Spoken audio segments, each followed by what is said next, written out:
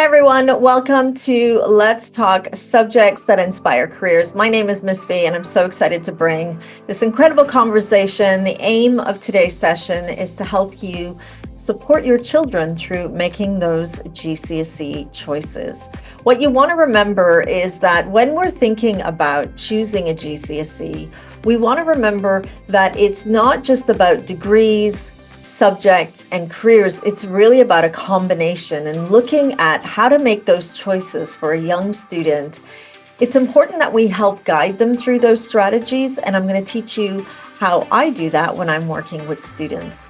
First, we want to identify what are some of those subjects that a young person might be interested in. And now, of course, depending on the institution that your child goes to, they may have certain subject options and they may not have other subject options. Now, this is important to remember, especially if you're thinking about how your children should choose those subjects and which ones are the right ones to be taking. What we want to remember, regardless of the institution that your child goes to, is when they have a plethora of options to choose from, you want to be able to take advantage of what some of those subjects are. So the question is always, well, what should they choose? We're going to talk a little bit more about how to make those choices and what are some of my strategies. Many parents think that if they make the wrong choice, they might be limiting their degree options. And then they're thinking, well, which one should our children be taking? Which one is the right one?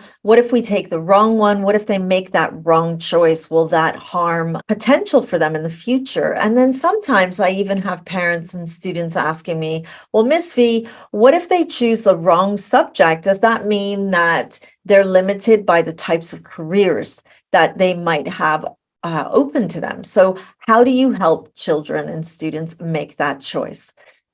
The question right now is that whether we guide our children through making these choices or we don't, at some point they have to be ready to choose. So tonight's all about giving you an insight into how to help your children make those subject choices with confidence and also with ease. Now, what you also want to be considering is that the journey ahead of choosing those careers looks kind of like this. It's really busy. It's full of questions and ideas, and you want to be remembering, well, is there a right way? Is there a wrong way? And looking at this image, when I put this together, I thought this actually really brings it brings it all together for me. When I work with students and we talk about their choices, the road paved ahead looks really busy, just like this. So when we're thinking about making those subject choices, again, I'm going to remind you, depending on the institution that your child goes to, they may have more options than other institutions. So you have to eliminate this idea of making the wrong choice, because it's really about making choices that are available. If we were going to be looking down that far distance, looking at the degrees that they want to take and applying to university, depending on where they apply to, when they look back at their GCSE options, they're not going to be looking to see if they made the right choice or the wrong choice. They're going to be looking at how they made their choices, what subjects they chose. They're going to look for the story behind, well, I wonder why they made these choices. And then, of course, you also want to remember that because some institutions have subject choices and others don't, there can't be a right choice or a wrong choice. When we're helping students create those GCSE options, it's about helping them unwrap the opportunities that each of these subjects can have for them. Many of the institutions that your children might be coming from will require, if not all, actually all of the institutions should be requiring that your children are taking those core subjects, maths, English, science, and for some students in the Middle East, even Arabic. So because those core subjects are a must, all of the other subjects are really complementary. And when you're helping your children make those choices, often there will be Some educators saying, you know what, let them take what they really enjoy. Others will say, they need to pay more attention to the choices that they make, and they really want to be taking subject options that are more complementary to the potential careers that they may or may not choose. So it's better to take those seriously academic ones. I say, as a practitioner and an experienced coach and educator, that we want to be helping young people combine all of the above. First, we want them thinking about career discovery. So, in making those subject choices, it's always easier when a young person is given career discovery opportunities. It's also always easier when we help students understand that some subjects have skills that are being enhanced, and other subjects might have different skills being enhanced, but all subjects are skill builders.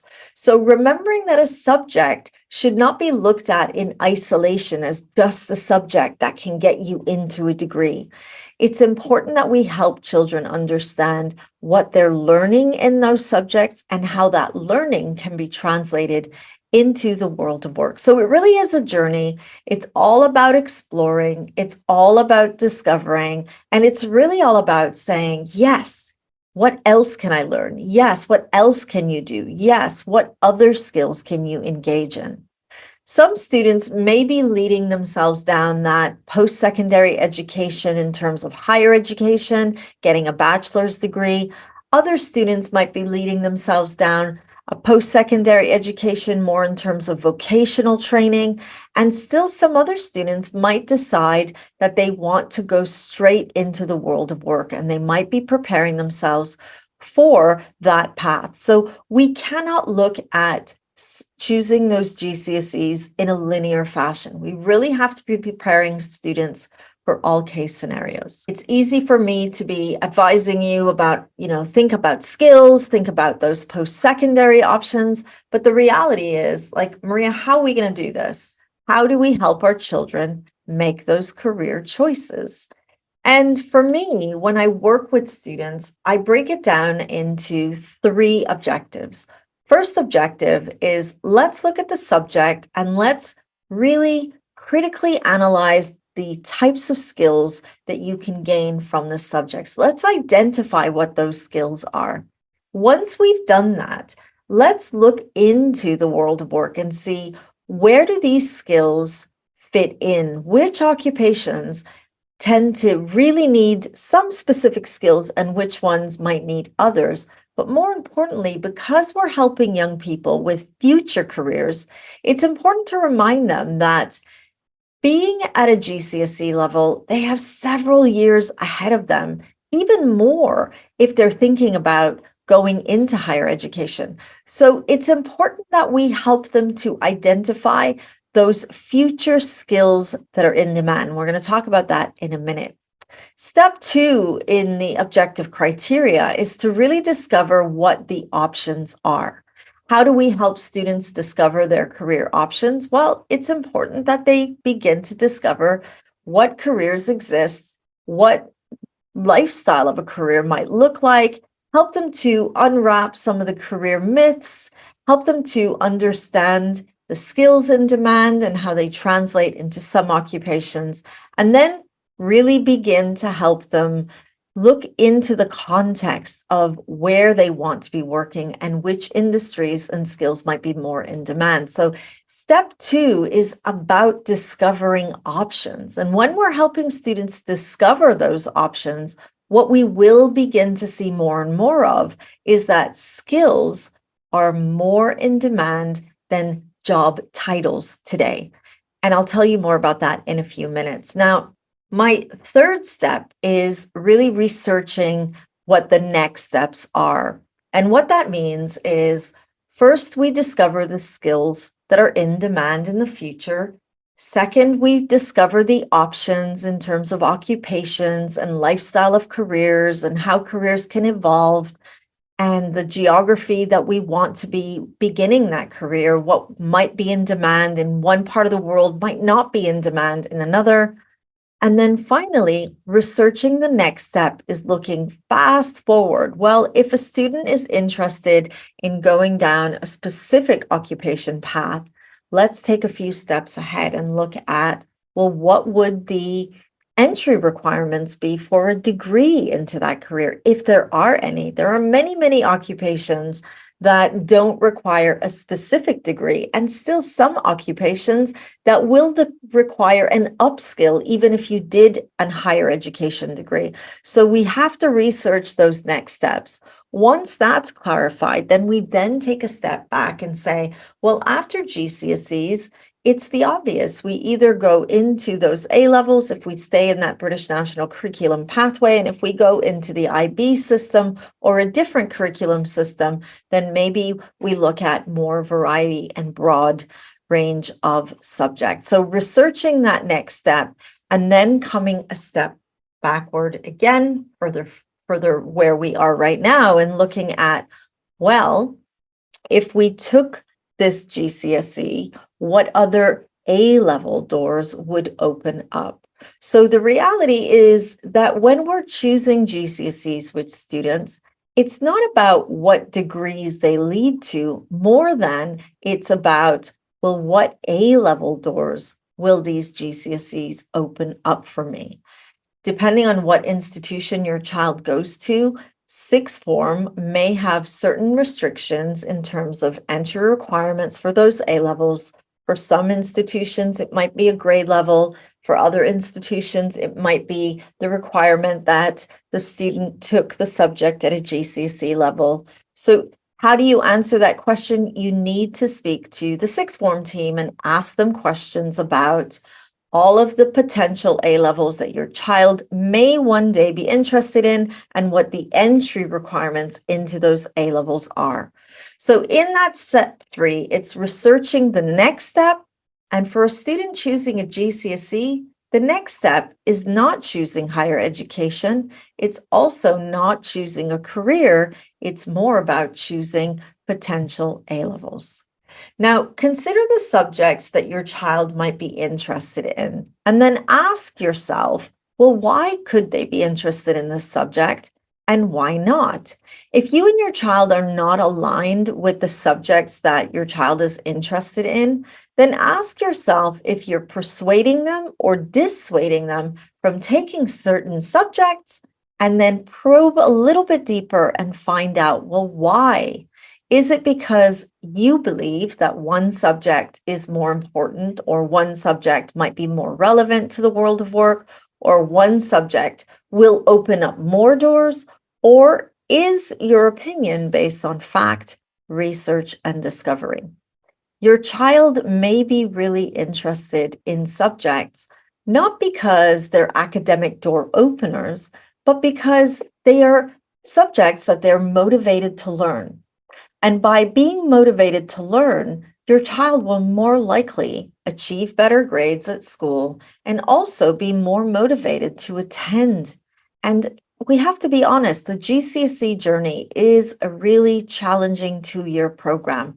If students are not interested in the subjects that they're taking and learning, 2 years can feel really, really long.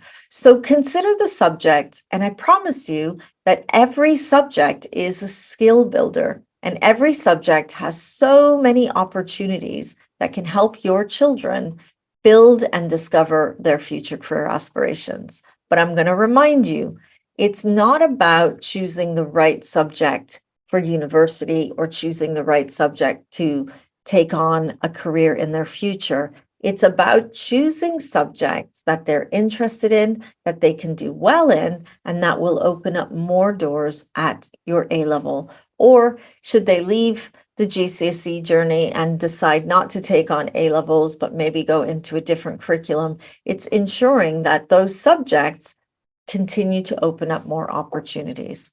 Now, you might be thinking, yeah, well, Maria, that's really challenging, because how do we know that they're going to be able to do that? And this is where I always tell students and parents, you need to get informed. When you're thinking about GCSEs, it's important to sit down with the sixth form team and find out, well, which subjects at A level have specific entry requirements. It's too late in year 11 to ask those questions. Why is it too late in year 11? Because by that time, your children might have turned around and said, man, I wish I knew.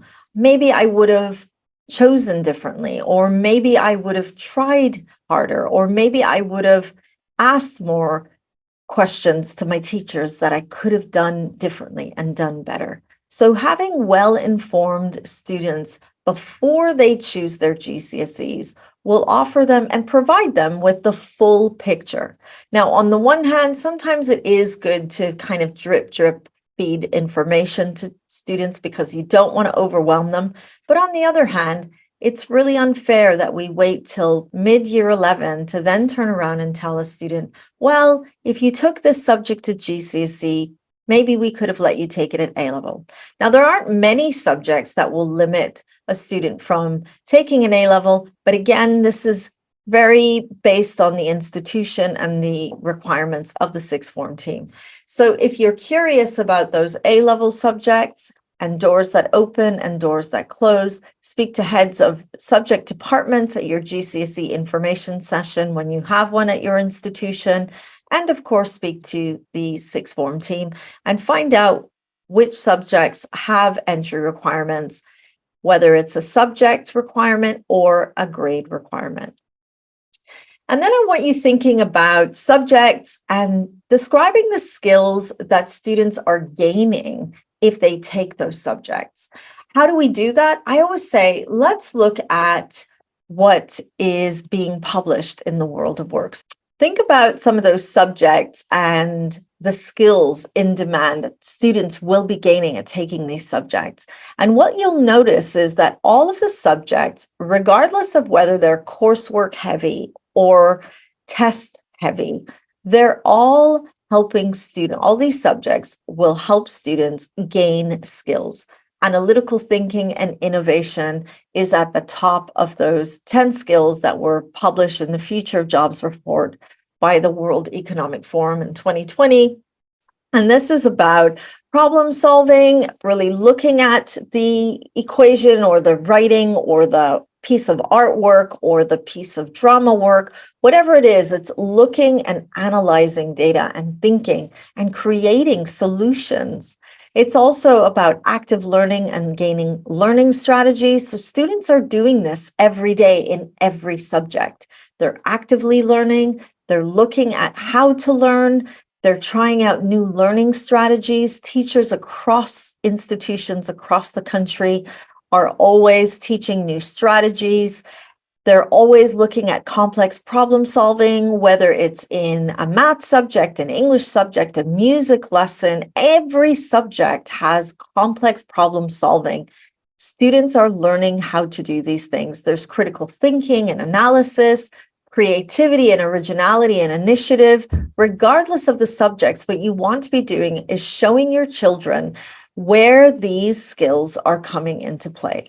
And by helping students understand that every subject is teaching them some of these really important skills, they'll be able to feel more confident that the subjects they're choosing are actually valuable subjects. And if we look at the challenges that youth are having in looking for employment when they have graduated, it's that they're not able to translate what they've learned, the knowledge they've gained, into their job interviews. And many young people are struggling with understanding, well, do I have what it takes to apply for this opportunity? So starting young and helping students understand the skills that they're gaining as they're taking their subjects will actually help them in the long run when we're thinking about further into the future in applying for job opportunities and being able to understand how they can take the knowledge they've gained from the classroom and translate it into a job interview and potentially get hired. Now, don't do this alone. It's really, really easy, and there's lots of fun websites to help you and your children discover how a subject can become a career. So I'm going to show you this one. This is a really cool site that will take you now. We'll have a quick look at it, and I'll show you how to use it. So you go into icould.com slash explore. And you could either look at some of the job types and do a quick discovery, or you can choose the subject. So we're going to go through this search, and we're going to be looking at those different subjects. And I want to show you some of the incredible opportunities that each subject can lead to. So let's go to music, because it tends to be one of those subjects that students really love to take, but parents are a bit reluctant for them to be taking, because they're always concerned about, well, where is this going to take my child? They're not going to be a professional musician. So we want to remember that subjects are skill builders, and skills can really open up opportunities for work. So if we look at the subject, we can see that there are 42 different professionals that have stories linked to music, from audio designer. So let's click on that audio designer and learn more about what an audio designer is. There's a video that talks about the professional, and the professional will talk about everything they do. You can also see, now these are based on UK statistics and salaries. So if your child is not going to be moving to the United Kingdom, then you want to remember to look for sites that are related to the country that your child will be interested in. But this is good in terms of looking at GCSE subjects and, of course, skills. Oh, and I can see that my screen is not being shared. Back in, you can probably see it properly right now. So let me just go back to show you where we were so that you can follow me from where we were. So we're looking at the subject tab, and we're picking a subject that our children might be interested in. So I've chosen music because it happens to be a really popular subject with students, but parents sometimes are a bit reluctant. So I'm going to show you how you can help your child through this incredible website, icould.com, and help your child learn more about a subject and the kinds of occupations that it may lead to. So we're going to go into audio designer. We can see that there's a short video. I'm not going to click on the video. You can do that together with your children at home. And in this video, we can see the profession, and they talk a little bit about everything that an audio engineer would do for this specific individual. You can also see the salary, the work, average weekly work hours.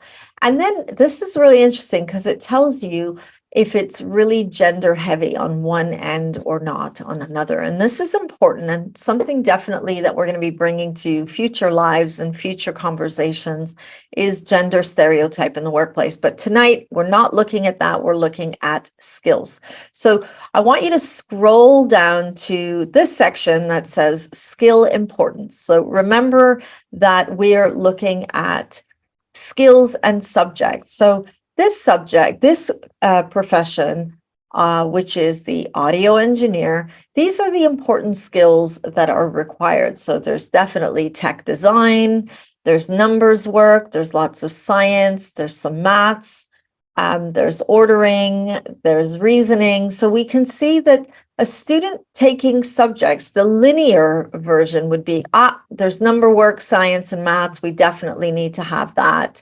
But I want us to go into some of the tasks required of this career.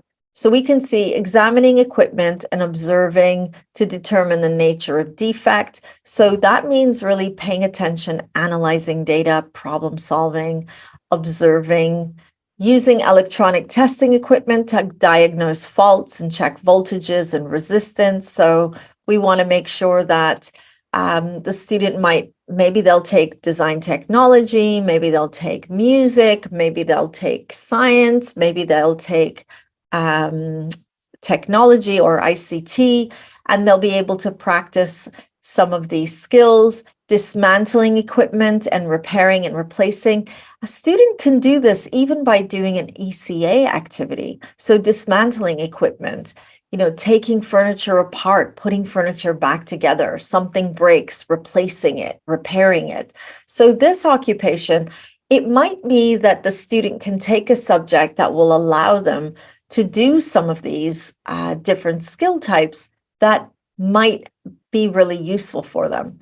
And then, of course, carrying out service tasks such as cleaning and insulating. Obviously, Many subjects might require that they clean or test resources that the teacher might be using. So again, what I'm trying to show you is that when we're thinking about subjects and becoming skill builders or helping a student gain skills for a future career, we can't just look at it as an academic practice. We also have to look deeper into, well, what are we learning in the subject, and not academically, what else are we learning that students are taking for granted? And you'll notice that these subjects are very interesting when you look at the skills that can be built. So let's try a different one. Let's go into a different subject. This time, let's look at business studies and economics, another popular, these two subjects are very, very popular. And then let's look at fitness instructor. Now, how many students would connect the dots between economics or business and being a fitness instructor? So what you can see is that students can discover how subjects that they might think, well, you know what, it's not really relevant for me because I'm thinking about doing something. Why would I need that? And then by doing this research, we can see that, well, actually, some of these subjects might actually be very, very useful for us in looking at these different opportunities. So we're coming to a close in this presentation. I want you to remember that when you're helping children choosing GCSEs, don't just think of the one next step, university. I want you thinking about the very different opportunities, from whether they want to go to university, or maybe they want to go down that vocational training, or maybe they just want to jump right into work. So helping your children understand that there are different pathways post year 13 helps them to think in more broad-based terms when they're choosing their GCSEs. I always say, if we go into choosing a GCSE in more of a discovery and exploratory way, without limiting ourselves to, well, I need to take this subject because what if I want to be a doctor? What if I want to be an engineer? What if I want to be a lawyer? I'm going to need these subjects. But rather saying, I wonder what opportunities could open up for me if I took some of these subjects that might be very different to what I think I have to take, but actually I might really be able to enjoy them. And then exploring, well, what if I didn't go to university? I wonder how this subject can open up vocational doors for me. So which occupations don't require a university degree? And actually, even if you went to university, you would still need to do a vocational training, and you would still have to do that and apply for that job. So I wonder which of these GCSEs would be really useful for me. Or I wonder which of these GCSEs would be really useful for me if I did think about just taking this course and then leading myself down to the world of work. What if I chose to go straight from year 13 to work? I wonder which of these subjects can provide me some incredible skills that would help me do that.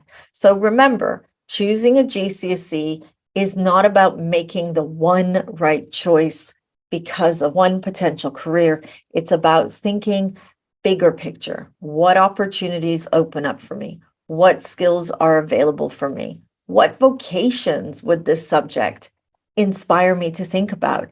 Which A-level subjects am I going to be able to take if I take these subjects? And which A-levels will I need to have this GCSE if I want to take in my A-levels?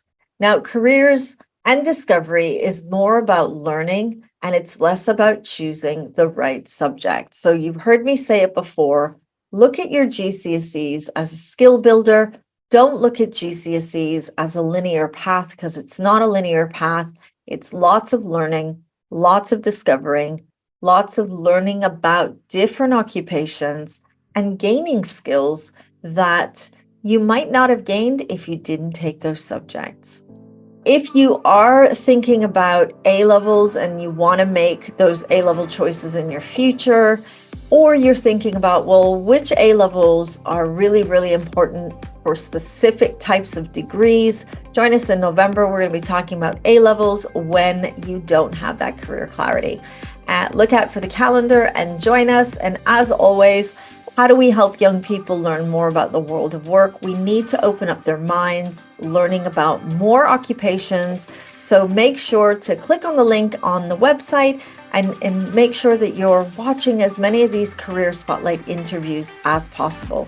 Bringing spotlight speakers to the calendar is not about one job and learning about, the 9 to 5 of a job. It's about learning about career stories and how professionals have made their choices and evolved through their careers.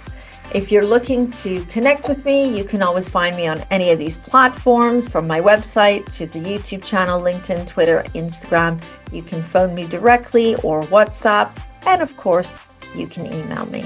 Thank you, everybody, for being here. Thanks for watching. If you have any questions, feel free to use the chat box. I'm going to stop recording so that you can turn your cameras on. And anybody watching the replay, thank you for watching.